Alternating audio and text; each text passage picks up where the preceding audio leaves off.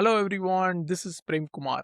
Welcome to this new lecture on trying to understand how you can manage the cache using the admin studio as well as some of the configurations or limit which you can set over the cache. Okay, let's not wait more time. I'm not going to use any kind of slides or pictures. Just straight away go to Business Studio and maybe let's start with the configurations. Let's get started. So here I am into the Pega 8.7 version, and if you go here, use this help icon and then go to the system settings guide.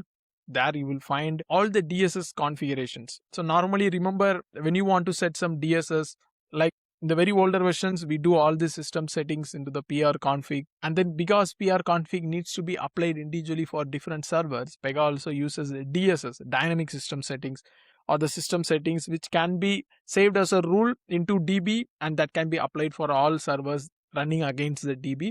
And there is some kind of issues. Normally we create a support request to check with Pega what type of DSS do we need to set, or we will also browse the Pega support, try to see the exact DSS name. Now Pega uses that you have all the system settings guide here. For example, let's talk about cache. So cache instance count limit. So what is this actually meant? From the name itself, you can say what is the initial allocation size of the database cache. So normally, if you take all the cache, what type of rules you want to cache and how many rules you can cache at the same time. Let's say you are getting inside a bus, and if that bus has a limit of 52 people who can sit in the seats, it's only limited to 52. Unless someone goes out, then you can get the seats, right? Similarly for cache also, but cache has a hard limit. It means like if someone enters, the one who came inside the cache at the very first, and if he is not getting used, then he'll be kicked out and new cache comes in. So this is how the cache work, and you have some default limit like 3000 which you can always update. And then you also see MRU, FUA first use assembly, MRU most recent usage, and then you have some configuration on the conclusions cache, and then you have something on the declarative pages, FUA. So there are different types of system settings. I can't just go through each of the system settings in detail to explain you. But the thing is, the configurations always, whatever configurations, normally the DSS configuration, my recommendation is always accept the default, and then only if you need to adjust something, if something is not going well, and try to adjust and tailor fit for your application. Okay, so this is about the system guide. Then we also need to understand some of the APIs from the admin studio. Okay, how do you clear cache? For example, declare page. How do you clear declare page? If someone asks, you can say there are some utilities that can flush the declare pages, or for thread level pages, you can just clean off something like from an activity, or open the D page and then clean off. So there are different ways to clean the declarative page. But what about the rule cache? What about the conclusion cache? How do we clean up? To do that, before, if you use Pega 7 version, you have something called the SMA, System Management Application, through which you can go to and then clean the cache. That is possible, of course, even from the older versions. But with Pega 8 version, Pega introduced this admin studio that replaces the system management application. And inside the admin studio, you have set of APIs that can help with get the cache details, clean up the cache, everything it can do. Let me show you that. If you go to admin studio resources API and then scroll, go to system management. So I'm into system management. Then if you scroll down, there you will find all these cache related thing. Everything you will find. So you have something called reassemble. So it means compile will happen again. So you have something called conclusion cache summary. So you can get the conclusion cache summary for a node. Let me try that. So what is my node type here? Okay, so you need to have the node ID to quickly get my node ID.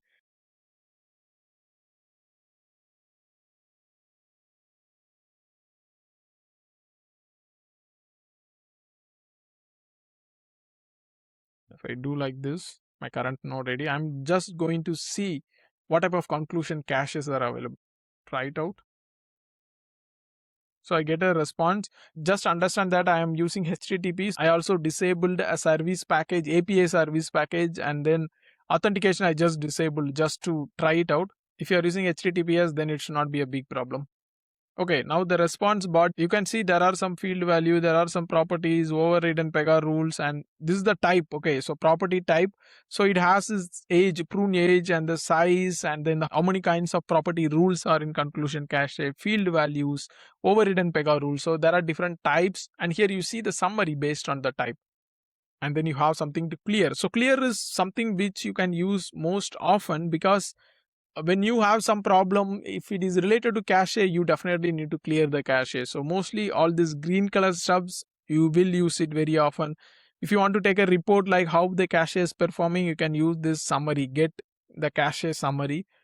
And I was just want to see the rule cache. Yeah, get rule cache, right? So this is like get per node, and you can also clear it per node, or you can also clear it individually. So here you see, right, the rule INX key. If the piece in INX key of the rule is passed, it can clear it. Okay, let me do something interesting. First, I will try to open a rule.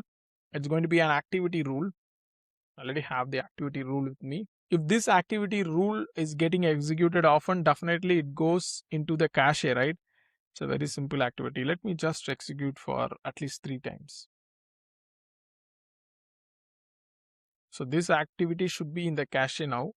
Now if I go here to the admin studio, and if I go to the rule INS key, right, node ID and rule INS key I have to give.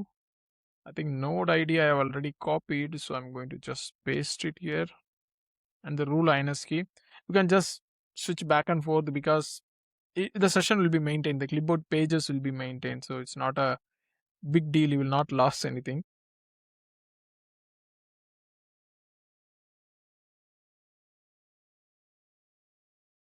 Try it out. Okay, successfully removed the instance. Of course it exists, so it deletes it. So this is on the rule cache, and then you also have something called the rule assembly cache. Okay, so this is just an API call, you can just go through, but just understand that clearing cache is possible from the admin studio. So they provide APIs, so those APIs are part of this service package, the API service package, on which I'll just disable the authentication. You're going to see that quickly. You see, I just disabled this recur authentication, and then inside here you will find all those cache related things, nodes identifier. If you want, you can just go inside, try to check the activity, but it's not that easy to understand, because Pega uses all the Java code, so it makes some Java classes or Java methods to invoke and make the API call to manage all the cache in the memory. I'll end this lecture here. I hope you found it informative. I'll see you in the next lecture.